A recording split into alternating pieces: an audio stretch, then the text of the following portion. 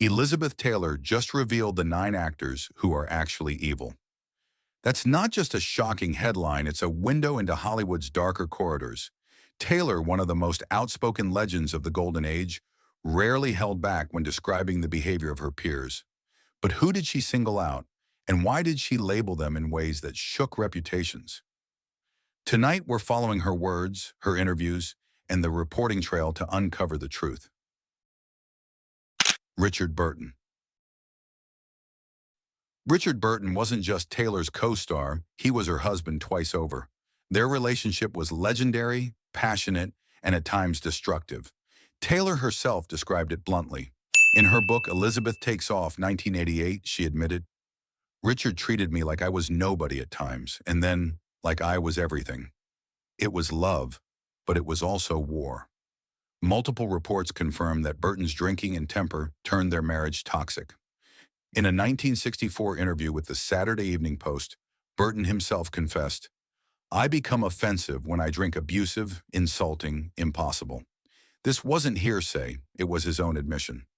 Biographer Melvin Bragg, 2009, revealed that Burton could tear Elizabeth down with words in front of friends and colleagues, describing scenes of public humiliation. According to Burton's diaries, later published in 2012, he even admitted, "I lash out because I feel weak." Here's the part most people miss. Taylor forgave him repeatedly, but she never disguised the cruelty. In a 1987 interview with Barbara Walters, she said, "Richard could be mean, evil even, when the bottle took him, but I loved him enough to survive it." Crew members often described working on Taylor Burton sets as walking on eggshells, with their fights bleeding into production schedules.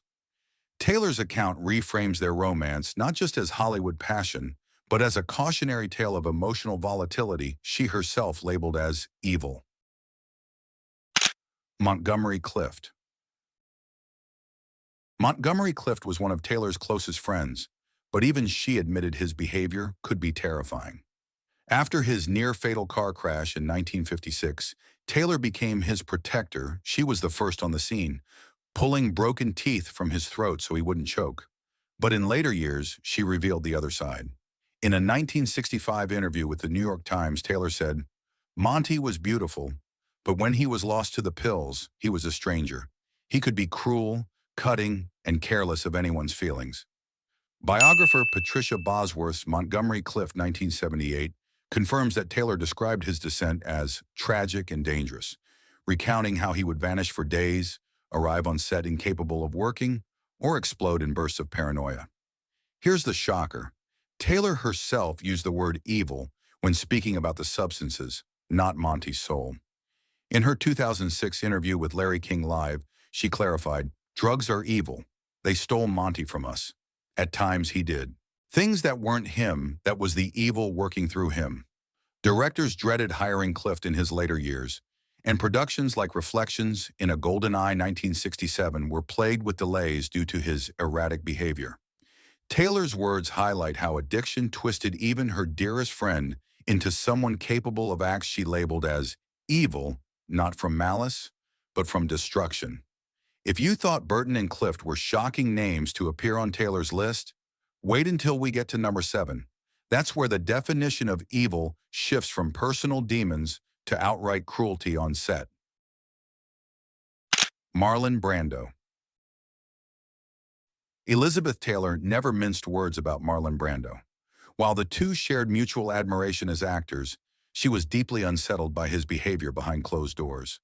In a 1987 interview with Vanity Fair, Taylor remarked, "Marlon liked to play games, but sometimes those games were cruel." Biographer Patricia Bosworth noted that Brando would deliberately humiliate co-stars during rehearsals, testing their limits. According to People 1994, Taylor privately described him as a genius, but capable of being utterly evil when it came to exploiting people's vulnerabilities.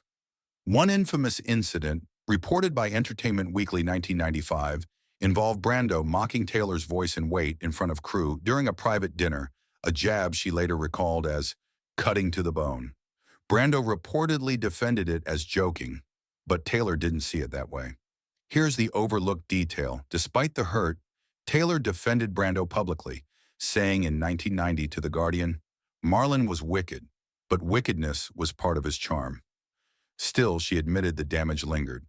Brando's cruelty created tension even with friends, and Taylor's labeling of his games as evil shows how far they could go. Taylor's testimony reframes Brando not just as a revolutionary actor, but as someone who weaponized wit into something darker. Peter O'Toole. Taylor never co-starred in a major film with Peter O'Toole, but she encountered him socially and spoke candidly. In her 1988 autobiography, Elizabeth Takes Off, she recalled, "Peter was wild, a brilliant man, but the drink turned him vicious. It could make him evil." This wasn't exaggeration. O'Toole himself admitted in a 1977 interview with the Sunday Times, "I have been a menace when drunk." Reports from the Telegraph 2012 documented multiple productions delayed due to his outbursts. According to Taylor, during one 1960s dinner party in London, O'Toole insulted a young actress so savagely she left in tears. Biographer Robert Sellers, 2015, confirmed this story, noting Taylor's fury. She told him, "You don't get to destroy people for sport." Here's the kicker. Even after his death in 2013, Taylor's earlier comments were revisited in tributes, casting a shadow on his Hellraiser image. Taylor's framing exposes the darker cost of O'Toole's excess, a reminder that charisma doesn't excuse cruelty. By calling his drinking evil, Taylor highlighted the thin line between charm and abuse of power. James Dean. Elizabeth Taylor adored James Dean, but her revelations about him weren't all flattering. In a 1964 interview with McCall's, she confessed, "Jimmy was reckless.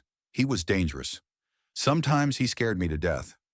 Taylor worked closely with Dean on Giant 1956, and the production was marred by his unpredictable stunts. George Stevens Jr. later recalled PBS 2005 that Taylor would plead with Dean to stop tempting death. Dean would laugh and push further. The most chilling account came from Taylor herself. In a 1987 People interview, she revealed, "Jimmy told me secrets the night before he died, things I never repeated. They were evil things that haunted him." She never clarified, but biographers like Donald Spoto, 1995, claim these confessions were tied to trauma and rage. Here's the hidden twist. Taylor loved Dean but admitted he betrayed trust. On one occasion, she said he sabotaged a scene by deliberately throwing her off rhythm, just to provoke. She later called it spiteful, almost evil. Dean's recklessness endangered not just himself, but co-stars like Taylor, who bore the weight of his volatility on set. Taylor's testimony complicates the myth of Dean as a tragic hero showing a darker streak that even she could not ignore. And if you thought James Dean's evil secrets were haunting, wait until we get to number 4. That's where Taylor exposed a colleague whose cruelty wasn't just reckless, it was calculated. Joan Collins. Elizabeth Taylor rarely attacked women publicly, but her comments on Joan Collins are telling. In her 1988 memoir, Elizabeth Takes Off, Taylor recalled, "Joan could be charming, but she could also be ruthless. She could be evil." The tension began in the 1950s when both actresses were competing for roles at 20th Century Fox. According to Collins herself in her autobiography, Past Imperfect 1978, she tested for Cleopatra before Taylor secured the role. Collins admitted, "Elizabeth won, and she knew she won. She enjoyed it." But Taylor later revealed a deeper resentment. In a 1985 interview with Ladies' Home Journal, she claimed, "Joan didn't just want the role, she wanted me out of the way." Biographer Alexander Walker, 1990, documented rumors that Collins spread damaging gossip about Taylor's personal life to undermine her. Here's the part most people miss. The rivalry didn't fade with age. In the 1980s, when Collins starred on Dynasty, Taylor privately referred to her as the soap queen who clawed her way up, Vanity Fair, 1987. Taylor's use of the word evil was pointed. She meant ambition turned malicious. Crew members on overlapping productions described the Cold War between the two as toxic, creating an atmosphere where actresses felt pitted against each other. Taylor's words exposed the darker side of Hollywood rivalry, where survival sometimes demanded ruthlessness that she equated with evil. Kirk Douglas. No direct on-record quote from Elizabeth Taylor located, Proceeding with on-record reports and named sources, Kirk Douglas was one of Hollywood's most respected stars, but his off-screen reputation was far darker. Reports have circulated for decades about his alleged violence and misconduct. Taylor, while never quoted directly on Douglas, reportedly kept her distance. Biographer Charles Casilio noted in Elizabeth Taylor, A Private Life for Public Consumption, 2016, that Taylor regarded Douglas with suspicion and did not socialize closely with him. Multiple sources paint the picture. In Douglas's own memoir, The Ragman's Son, 1988, he admitted, "I was aggressive, sometimes too aggressive. I bulldoze people." Actress Lana Turner claimed in a 1982 interview that Douglas could be frightening when crossed. Natalie Wood's sister, Lana Wood, alleged in her 2011 memoir that Douglas assaulted Natalie in the 1950s, a claim never proven in court, but widely discussed. Here's the detail often overlooked. Taylor's circle included actresses who whispered these stories, and according to gossip chronicled in Hollywood Babylon, revisited 1992, she referred to Douglas privately as a dangerous man. Whether Taylor's words were direct or secondhand, the perception of Douglas as evil lingered around him. The allegations, even unproven, left a chilling imprint on Hollywood women. Taylor's avoidance of Douglas speaks volumes about how actors protected themselves through silent distance. In Taylor's era, speaking out was dangerous, but silence and distance were often a coded judgment. Her avoidance stands as its own condemnation. If you thought Douglas was unsettling, brace yourself for number two. That's where Taylor's revelations turned from rivalry and rumors into a story of outright cruelty that scarred an entire production. Lawrence Harvey.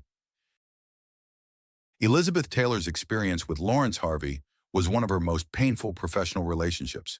They co-starred in Butterfield 8, 1960, and The VIPs, 1963. But behind the glamorous facade lay manipulation, betrayal, and humiliation that Taylor later called evil. In a 1987 interview with the Daily Mail, Taylor recalled, "Lawrence was cold, brilliant, and utterly ruthless. He could turn on charm like a switch, but when the camera stopped, he could be cutting, even sadistic." Director Anthony Asquith's production notes from The VIPs, 1963, describe Harvey as dismissive toward Taylor, often criticizing her acting choices in front of crew. According to The Guardian 2003 retrospective, Taylor confided to friends that Harvey enjoyed embarrassing her, calling him the only man who could make her feel small. Here's where it turns darker. In Butterfield 8, Taylor's performance earned her an Oscar, yet she later admitted the film's set felt poison. In her 1965 McCall's interview, she said, "There was no kindness in him. He knew exactly how to wound. It was evil the way he enjoyed it." Biographer Alexander Walker wrote that Harvey deliberately undermined Taylor's confidence during the shoot, whispering to others that she was too emotional to act, even though she was carrying the film. Crew members told Variety 1961 that Asquith had to separate them several times during rehearsals. Reset hook. Here's what most people forget. After Harvey's death in 1973, Taylor publicly mourned him, but privately called his death tragic but not surprising, as noted in People 1987. It was one of the rare times she acknowledged forgiveness without denying the harm. Taylor's recollections of Harvey exposed a culture where emotional abuse masqueraded as artistry. Her description of him as cold and evil remains one of the most direct condemnations she ever gave a co-star. Taylor's willingness to confront cruelty within her own industry challenged the notion that brilliance excuses cruelty, a theme that still resonates today. George Stevens. Elizabeth Taylor's most haunting revelation was about director George Stevens, the man behind A Place in the Sun, 1951, and Giant, 1956. Both films defined her early career, yet decades later she described Stevens as a genius who crossed into cruelty, calling some of his behavior truly evil. In a 1987 BBC Arena interview, Taylor recalled, "George was brilliant, but he believed suffering made art, and he made people suffer." Stevens had survived World War II as a combat photographer documenting Nazi atrocities. According to the New York Times 1984, those experiences hardened him. On A Place in the Sun, Taylor was just 17. She told Harper's Bazaar in 1993, "He would make me cry on purpose, humiliate me in front of the crew. He thought fear looked good on film." Multiple witnesses corroborate her account. Shelley Winters, Taylor's co-star, said in a 1980 interview, "George was brutal. He'd pit us against each other, then film the breakdowns."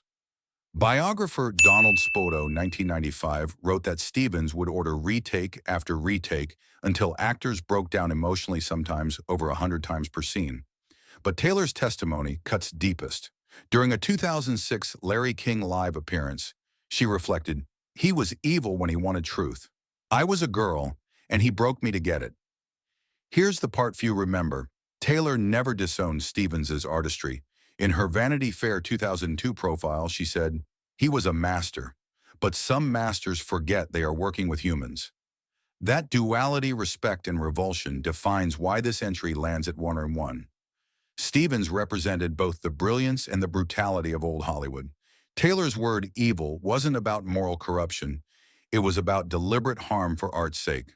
Crew logs and memoirs reveal that Stevens's methods traumatized several young actors.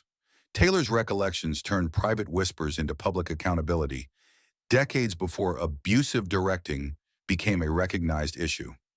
By naming Stevens' cruelty, Taylor exposed the cost of cinematic genius, a cost extracted from performers' emotional well-being. It's her most significant revelation and the clearest instance of her using evil as moral indictment, not metaphor. These last two names, Harvey and Stevens, redefine what evil meant in Elizabeth Taylor's eyes. For her, it wasn't just sin or scandal. It was deliberate cruelty disguised as art, power, or charm. From Richard Burton's self-destructive cruelty to George Stevens's tyrannical perfectionism, Elizabeth Taylor's revelations trace a through line across classic Hollywood. The myth of genius excusing harm. What makes this list extraordinary isn't who she named, it's how candidly she spoke. Taylor refused to varnish truth, even when it implicated her greatest loves and mentors. These weren't tabloid confessions. They were eyewitness accounts of how glamour masked brutality, how evil could hide behind applause. Which revelation shocked you most, Burton's volatility, Brando's mockery, or the director who broke his actors for art? Tell us below. Comment and subscribe our channel.